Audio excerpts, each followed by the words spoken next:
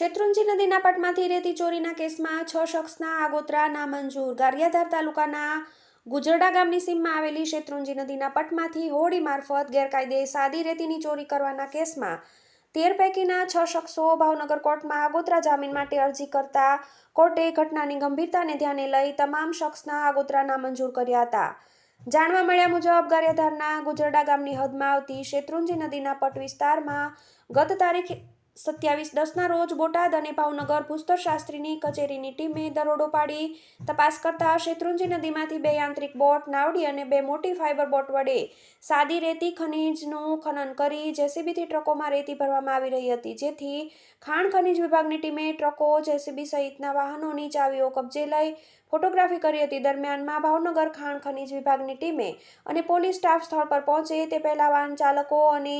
વાહન માલિકોએ સ્ટાફ જોડે ગેરવર્તણૂક કરી તમામ મશીનરી તેમજ એક ફાઇબર બોટ હંકારી નાસી ગયા હતા. આ બનાવ અંગે ભાવનગર ભૂસ્તર વિજ્ઞાન અને ખનીજ ખાતાના રોયલ્ટી ઇન્સ્પેક્ટર A.K. ઠાકોરે ગત તારીખ 26/11ના રોજ ચેતન મનોજભાઈ પરમાર રહેવાસી સમઢિયાળા તાલુકો ગારિયાધાર, રણજીતસિંહ સનુભા સરવૈયા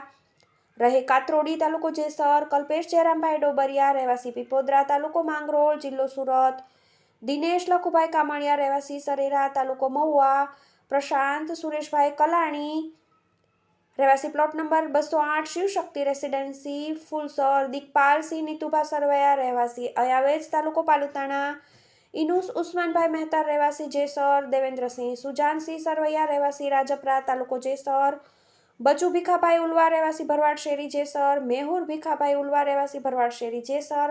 મનસુખ અરજણ પરમાર રહેવાસી રાધાકૃષ્ણ મંદિરની બાજુમાં ઘેટી રોડ પાલીતાણા, જીવા ચાડ રહેવાસી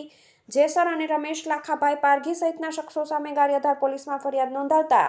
પોલીસે BNSની કલમ 303, 54, 132 the mines and minerals regulation and development act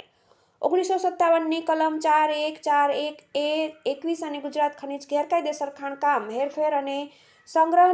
નિવારણ અધિનિયમ નિયમો 2005,